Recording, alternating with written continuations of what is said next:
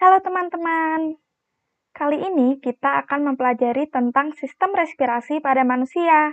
Bersama saya Yulina Skararum.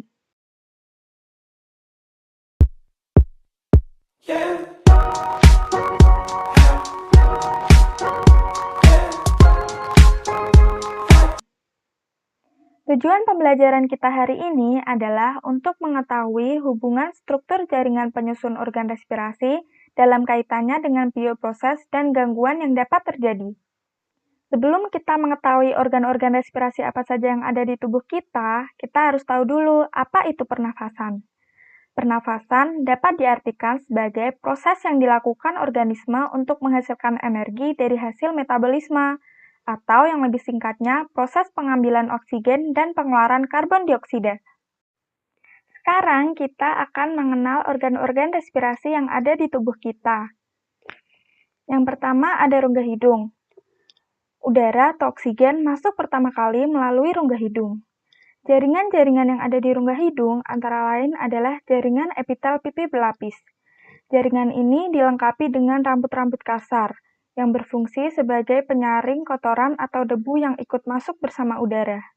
Dan yang kedua ada jaringan epitel berlapis semu. Jaringan ini memiliki sel goblet.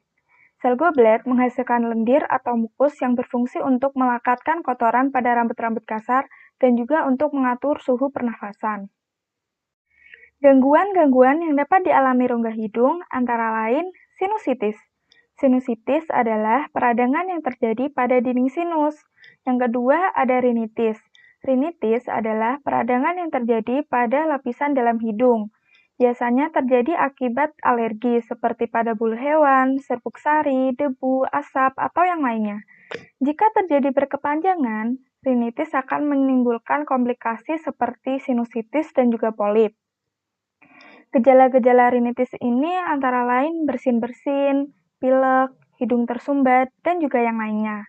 Lalu yang ketiga ada polip. Polip adalah jaringan yang tumbuh pada rongga hidung. Polip hidung dapat terbentuk saat selaput lendir dan sinus mengalami peradangan. Setelah masuk melalui rongga hidung, kemudian oksigen akan masuk ke laring. Laring ini terdiri dari jaringan epitel dan juga jaringan tulang rawan. Jaringan epitel yang ada pada laring antara lain jaringan epitel silindris bersilia yang menghasilkan mukus. Mukus ini berfungsi untuk menyaring kotoran yang masih ada pada udara. Lalu ada jaringan epitel pipih.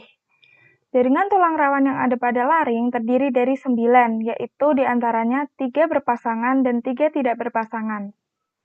3 tulang rawan yang berpasangan antara lain yang pertama, kartilago artenoid. Kartilago ini melekat pada pita suara. Lalu yang kedua ada kartilago curinulata yang melekat pada ujung kartilago artenoid. Dan yang ketiga ada kartilago cuneiform. Lalu 3 kartilago yang tidak berpasangan antara lain kartilago tiroid, yaitu yang biasa disebut jakun, yang biasanya pada laki-laki lebih menonjol dibandingkan pada perempuan. Lalu ada kartilago krikoid, dan yang ketiga ada kartilago elastis atau yang disebut dengan epiglottis. Epiglottis ini berfungsi melindungi saluran pernafasan pada saat kita menelan. Berikut ini adalah anatomi dari laring.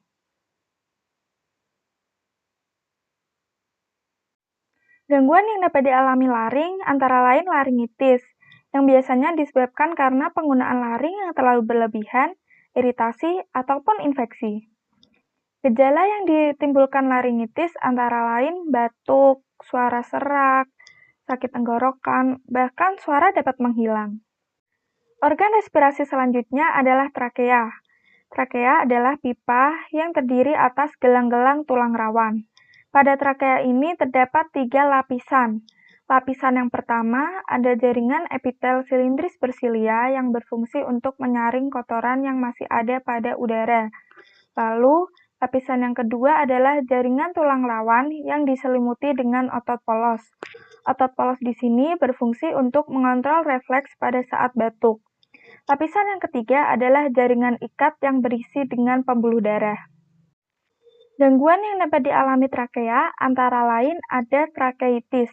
Trakeitis merupakan peradangan yang terjadi pada trakea disebabkan oleh bakteri Staphylococcus aureus. Trakea mengalami percabangan yang disebut dengan bronkus. Jaringan-jaringan yang ada di bronkus antara lain ada jaringan epitel silindris bersilia yang berfungsi untuk menyaring kotoran. Lalu ada jaringan ikat. Jaringan ikat yang ada pada bronkus adalah lamina propria. Dalam lamina propria terdapat limfosit yang berfungsi sebagai pertahanan tubuh dari benda-benda asing. Lalu ada jaringan otot dan juga jaringan tulang rawan yang merupakan penyusun utama dari bronkus. Gangguan yang dapat dialami bronkus adalah bronkitis. Bronkitis adalah peradangan yang terjadi pada bronkus, ditandai dengan batuk yang berkepanjangan selama 1 minggu atau lebih. Bronkus mengalami percabangan lagi yang disebut dengan bronkiolus. Jaringan-jaringan yang ada di bronkiolus adalah jaringan epitel kubus bersilia yang mengandung sel klara.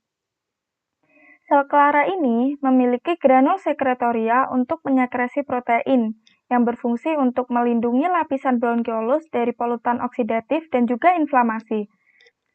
Jaringan yang kedua adalah jaringan otot. Otot yang ada pada bronkiolus ini adalah otot polos, yang berfungsi untuk relaksasi dan kontraksi pada saluran pernafasan. Gangguan yang dapat dialami bronkiolus adalah bronkiolitis. Bronkiolitis ini menyebabkan peradangan dan penyumbatan pada bronkiolus. Umumnya dialami oleh anak-anak di bawah usia 2 tahun. Selanjutnya, bronkiolus akan bermuara pada alveolus. Alveolus adalah kantong-kantong udara tempat terjadinya pertukaran oksigen dan karbon dioksida. Jaringan-jaringan yang ada pada alveolus adalah jaringan ikat yang berisi pembuluh darah. Pembuluh darah di sini berfungsi sebagai tempat terjadinya pertukaran oksigen dan juga karbon dioksida. Lalu ada jaringan epitel pipih yang melapisi kantong alveolus. Gangguan yang dapat dialami alveolus antara lain pneumonia dan juga emfisema. Pneumonia merupakan peradangan pada alveolus yang diakibatkan infeksi bakteri, sedangkan emfisema merupakan kerusakan alveolus yang disebabkan oleh kebiasaan merokok. Jadi, organ-organ respirasi ini memiliki jaringan-jaringan yang berfungsi pada saat terjadinya proses respirasi. Proses respirasi ini melibatkan organ rongga hidung, laring, trakea, bronkus, bronkiolus, dan juga alveolus. Nah, segitu dulu nih penjelasan dari saya. Semoga video ini dapat bermanfaat bagi kita semua. Dadah!